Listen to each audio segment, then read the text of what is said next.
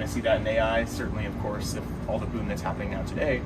What I'm most excited about with Web3 in general is the opportunity to align incentives across creators, companies, fans, users.